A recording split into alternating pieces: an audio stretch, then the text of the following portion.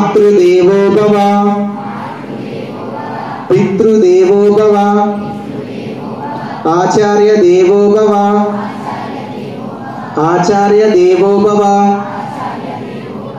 లోకా సమస్త సుఖినో భవంతు. మీ యొక్క రెండు చేతులు రబ్ చేసుకుంటూ మీ అమ్మగారిని మీ నాన్నగారిని తలుచుకుంటూ మీ రెండు అరచేతుల్ని చూసుకుంటూ కళ్ళు మెల్లగా ఓపెన్ చేయండి.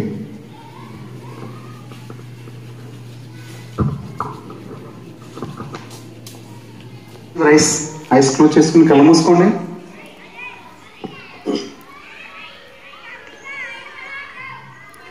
ఒకే ఒక్కసారి నువ్వు ఈ ప్రపంచానికి ఎలా పరిచయం అయ్యావో ఒక్కసారి జ్ఞాపకం తెచ్చుకోండి మై డియర్ ఫ్రెండ్స్. మీ అమ్మగారి రూపాన్ని మదిలో తలుచుకోండి.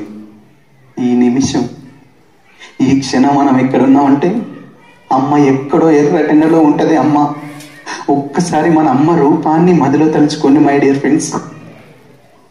అమ్మ ఎంత గొప్పదంటే అమ్మకి తల్లి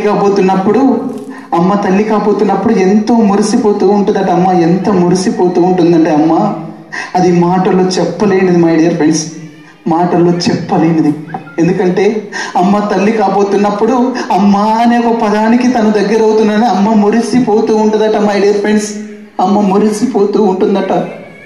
నాన్న పని నుంచి రాగానే పరిగెత్తుకుంటూ వెళ్ళి, ఏవండి మీరు తండ్రి కాబోతున్నారండి, ఏమండి నేను తల్లిని కాబోతున్నానని అమ్మ మురిసిపోతూ చెప్తుందట మై డియర్ ఫ్రెండ్స్. నాన్న ఫోన్ తీసుకొని అమ్మమ్మకు తాతయ్యకి ఫోన్ చేసి, నాన్న నువ్వు తాతయ్య కాబోతున్నావు, అమ్మ నువ్వు అమ్మమ్మ కాబోతున్నావు, అమ్మ మురిసిపోతూ ఉంటుందట మై డియర్ ఫ్రెండ్స్. అమ్మకి 3వ నెల వచ్చినప్పుడు అమ్మకి ఏం తిన్నా సరే వాంతులు అవుతూ ఉంటాయి అమ్మకి.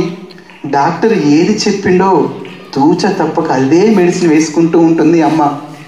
అదే అమ్మకు 5వ నెల వచ్చినప్పుడు, అదే అమ్మకు 6వ నెల వచ్చినప్పుడు అమ్మ పొట్ట మొత్తం ముందుకు వచ్చేస్తూ ఉంటుంది మై డియర్ ఫ్రెండ్స్.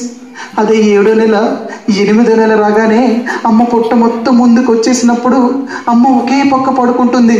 ఆ 8వ నెల రాగానే నువ్వు తల్లి గర్భంలో మెల్లగా కదలాడినప్పుడు, నువ్వు తల్లి గర్భంలో మెల్లగా తంతున్నప్పుడు, నువ్వు తల్లి గర్భంలో మెల్లగా తంతు ఉంటే, ఆ తల్లి గర్భంలో మెల్లగా నువ్వు కదలాడుతుంటే అమ్మ మురిసిపోతూ ఉంటుందట. నా బిడ్డకు కాళ్ళు వచ్చాయి, నా బిడ్డకు చేతులు వచ్చాయి అని మురిసిపోతూ ఉంటుందట మై డియర్ ఫ్రెండ్స్.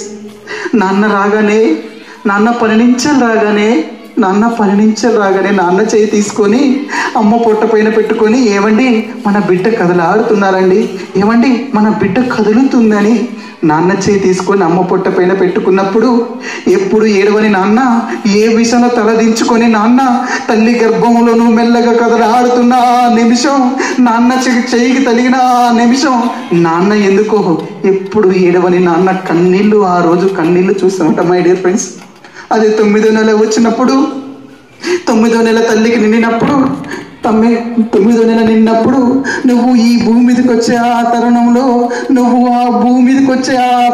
అమ్మ నరక వేదన అనుభవిస్తూ ఉంటుందట మై డియర్ ఫ్రెండ్స్.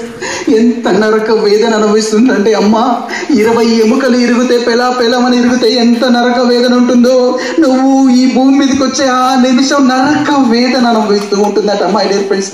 అది మాటల్లో చెప్పలేదు. నువ్వు ఈ భూమి మీదకి వచ్చే ఆ తరుణంలో కనపడని ఆ దేవుడికి అమ్మకు ఆ పెయిన్ వస్తూ ఉంటుంది. నెల నిండిన అమ్మ ఆ కనపడని ఆ దేవుడికి కన్నీళ్ళ రూపంతో, ఓ దేవుడా నాకేమైపోయినా పర్వాలేదయ్యా, నా బిడ్డకు ఏం కాకుండా చూడవయ్యా అని తన కన్నీళ్ళతోటి ఆ బిడ్డని బాగుండాలి అని చెప్పేసి అమ్మ తపన పడుతూ ఉంటుంది మై డియర్ ఫ్రెండ్స్.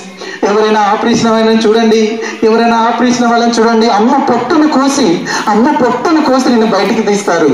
ఆ తర్వాత అమ్మ 4-5 గంటలు బ్రతికిందో చనిపోయిందో కూడా తెలియదు. అదే నార్మల్ డెలివరీ అయితే అది మాటల్లో వర్ణించలేదు మై డియర్ ఫ్రెండ్స్. ఎందుకంటే అమ్మ 2 కాళ్ళు కొట్టుకుంటూ, అమ్మ 2 చేతులు కొట్టుకుంటూ నరక వేదన అనుభవిస్తూ ఉంటుంది. అమ్మ ఎంత నరక వేదన అనుభవిస్తూ ఉంటుందంటే అమ్మ రక్తపు మడుగుల నుంచి నిన్ను బయటికి తీస్తారు మై డియర్ ఫ్రెండ్స్. అమ్మ రక్తపు మడుగుల నుంచి నిన్ను బయటికి తీసినప్పుడు ఎంత నరక వేదన అనుభవిస్తూ ఉంటుందో అమ్మ.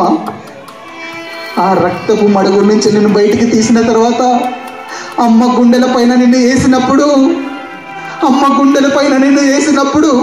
అమ్మ అప్పుడు ఆ నిమిషం, ఓ దేవుడా, నా బిడ్డను చూసానయ్యా, నా బిడ్డను చూసిన భాగ్యం నాకు కలిగిందని తన ఇంత నొప్పులో కూడా, ఆ బాధలో కూడా నిన్ను చూసినందుకు అమ్మ సంబరపడిపోతూ ఉంటుంది. నీకు నుదుటి పైన ముద్దు పెట్టి తన గుండెకు అద్దుకుంటుంది, నా బిడ్డ నా బిడ్డ అని. ఆ నిమిషం నుంచి కంటికి రెప్పలో నిన్ను కాపాడుకుంటుంది అమ్మ. అమ్మ ఎంత గొప్పదంటే, చిన్న హాస్పిటల్ నుంచి నిన్ను తీసుకొచ్చిన తర్వాత చన్నీళ్ళు పోస్తే ఎక్కడ నీకు జలుబు చేస్తుందని వేణీల కోసం తన చెయ్యి కాల్చుకున్న సందర్భాలు ఎన్నో ఉంటాయి మై డియర్ ఫ్రెండ్స్. నీకు స్నానం పోసిన తర్వాత తన కళ్ళే నీకు దిష్టి తగిలిద్దేమో అని కాటుక తీసి నీకు దిష్టి చుక్క పెట్టి, ఇరుగు దిష్టి, పొరుగు దిష్టి, ఆ దేవుడి దిష్టి కూడా నీకు తలగొద్దని మురిసిపోతూ ఉంటుంది. అంత గొప్పది మన అమ్మ. అమ్మ ఎంత గొప్పదంటే, ఉయ్యాలలేస్తే ఎక్కడ నువ్వు కింద పడతావు అని తన ఒడినే ఉయ్యాలగా మలిచి నీకు జోలలు పాడింది అమ్మ. నీకు ఆకలేస్తే చందమామనే చూపెట్టి గోరు ముద్దలు పెట్టింది అమ్మ. నువ్వు మలమూత్రం పోసినా సరే, ఏమైనా సరే నా బిడ్డ అని అన్ని క్లీన్ చేస్తూ ఉంటుంది అమ్మ. నీకేమన్నా జ్వరం వస్తే తన ప్రాణం విలవిలలాడిపోయినట్టుగా నిన్ను చంకనేసుకొని హాస్పిటల్కి పరుగున పరిగెత్తింది అమ్మ. నువ్వు ఎప్పుడు లేచి నవ్వుతే తన ప్రాణం తనకి వెనక్కి వచ్చినట్టుగా ఆ నిమిషం అమ్మ కుదుట పడుతుంది మై డియర్ ఫ్రెండ్స్. అదే అమ్మకు జ్వరం వస్తే ఏ ఒక్క రోజైనా అమ్మ ఈ టాబ్లెట్ వేసుకో అమ్మా, అమ్మ కొంచెం అన్నం తిన్నమ్మా అని ఏ ఒక్క రోజైనా మనం అడిగావా మై డియర్ ఫ్రెండ్స్? అదే నీకు జ్వరం వస్తే తన ప్రాణం విలవిలలాడిపోయింది అమ్మకు, అమ్మ కొంచెం అన్నం తినమ్మా, కొంచెం పాలు తాగమ్మా, ఈ టాబ్లెట్ తీసుకోమని తన కంటికి రెప్పుల నేను కాపాడుకుంటూ వచ్చింది అమ్మ. అమ్మ ఎంత గొప్పదంటే, తన కోసం దాచుకున్న డబ్బులు నాన్నకు తెలియకుండా చాటుగా నీకు ఇచ్చి పంపించేది అమ్మ. అడగకపోయినా మనకి జన్మనిచ్చింది అమ్మ. అలాంటి అమ్మని ఈరోజు మనం తిడుతూ ఉంటాం మై డియర్ ఫ్రెండ్స్. ఇంటికి వెళ్ళిన తర్వాత చదువుకోమంటూ ఉంటే టీవీ చూస్తూ ఉంటాం, ఫోన్ చూస్తూ ఉంటాము. అరే చూడకంటూ ఉంటే అమ్మ నీకేం తెలుసమ్మా అని అమ్మని అంటూ ఉంటాము. అమ్మ ఆ నిమిషం ఎంత బాధపడుతుందో తెలుసా? ఇంట్లో నాన్నన్న భరించింది, ఇంట్లో నాయనమ్మ భరించింది, ఆఖరికి నువ్వన్నా సరే భరించి నైట్ పడుకునేటప్పుడు ఎన్ని సందర్భాలు ఏడ్చుంటుందో అమ్మ.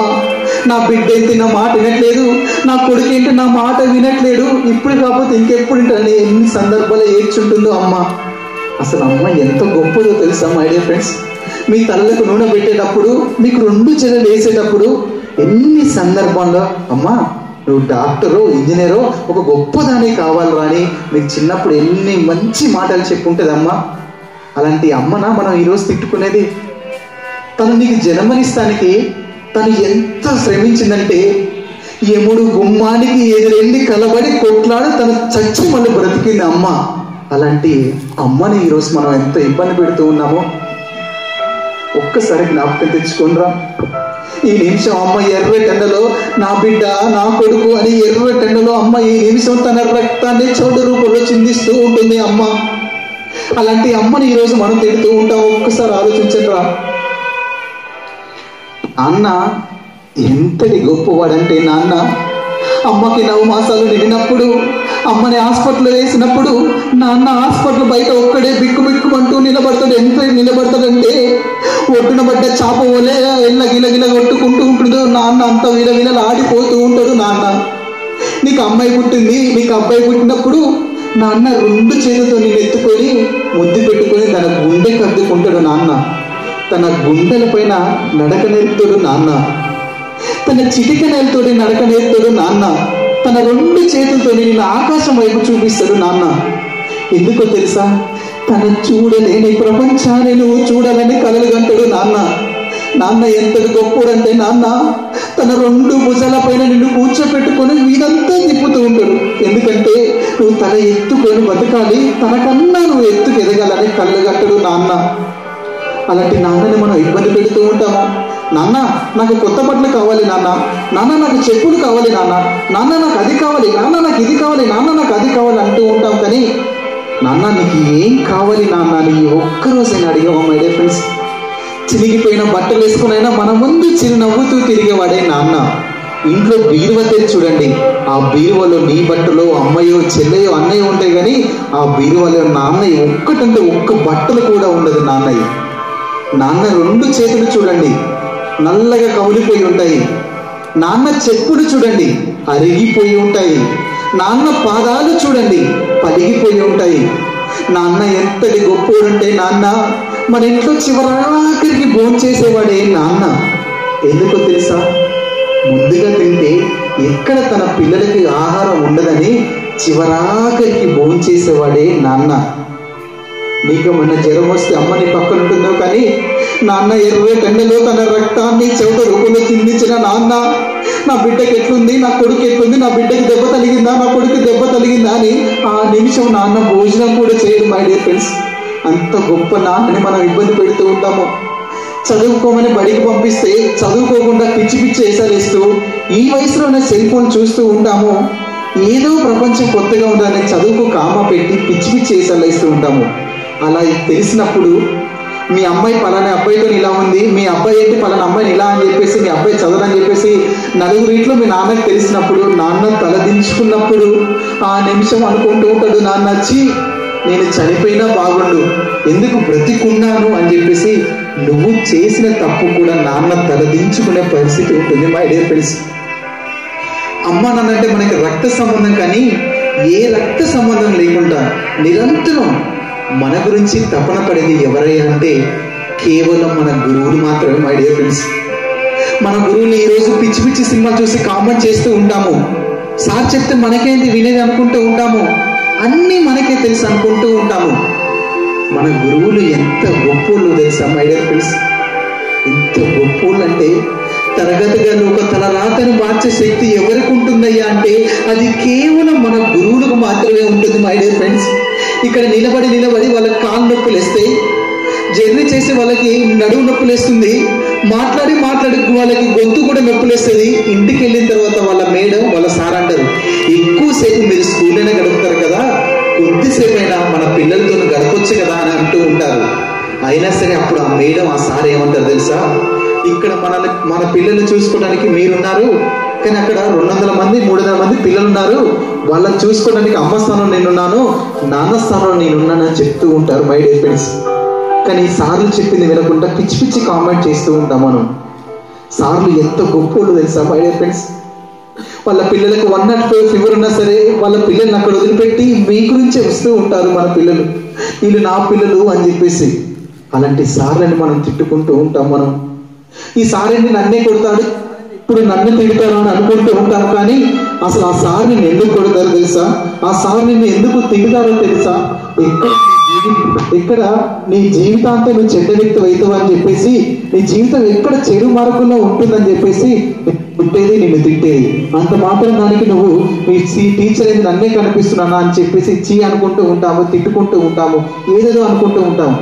కానీ నీ జీవితం స్వర్మార్గం, నీ జీవితం చక్కగా సాగాలని చెప్పేసి ఆ టీచర్లు నేను కొట్టేది తిట్టేది. అంత మాత్రం దానికి మన టీచర్ని అవలీన చేస్తూ ఉంటాము, పిచ్చి పిచ్చి కామెంట్ చేస్తూ ఉంటాము, బండి పంచర్ చేద్దాం అనుకుంటాము, తిట్టుకుంటాం, బయట పోయి బ్యాడ్ వర్డ్స్ యూజ్ చేస్తూ ఉంటాము. ఎన్ని సందర్భాల్లో మన టీచర్ తిట్టుకొని ఉంటాము. అసలు నేను టీచర్ ఒకసారి నేను తిట్టినప్పుడు ఆఫీస్లోకి వెళ్ళి అయ్యో మా స్టూడెంట్ ఎందుకు తిట్టానని చెప్పేసి బాధపడిన సందర్భాలు ఎన్నో ఉంటాయి మై డియర్ ఫ్రెండ్స్, ఎన్నో ఉంటాయి. ఈ క్లాస్ అయిపోయిన తర్వాత ఒక్కసారి మీ టీచర్ ఎప్పుడైనా తిట్టుకొని ఉంటే సారీ సార్, సారీ టీచర్ అని చెప్పండి. మీ తప్పును కూడా నవ్వుతూ మన్నించేది ఎవరై అంటే కేవలం మన గురువులు మాత్రమే. ఎవరైనా పెన్ ఇస్తే థ్యాంక్స్ చెప్తూ ఉంటాము, లిఫ్ట్ ఇస్తే థ్యాంక్స్ చెప్తుంటాం, కనీసం బుక్ ఇస్తే థ్యాంక్స్ చెప్తాం. ఇంత మంచి దేహాన్ని ఇచ్చిన మన అమ్మకు, ఇంత మంచి దేహాన్ని ఇచ్చిన మన నాన్నకు ఏ రోజైనా థ్యాంక్స్ చెప్పామా? ఒక్కసారి ఇంటికి వెళ్ళి మీ నాన్న కాళ్ళు పట్టుకొని సారీ డాడీ అని చెప్పండి. ఆ నిమిషం కూడా మిమ్మల్ని తల దించుకొని ఇవ్వడు నాన్న. అంత గొప్పోళ్ళు నాన్న అమ్మ మన గురువులు. మీ యొక్క 2 చేతులు నమస్కారం ముద్రలో తీసుకురండి. దేవుడికి దండం పెట్టినప్పుడు ఎలా పెడతామో ఆ విధంగా పెట్టండి. మీ యొక్క 2 చేతులు నేను చెప్పిన విధంగా చెప్పండి. మాతృదేవో భవ, పితృదేవో భవ, ఆచార్య దేవో భవ,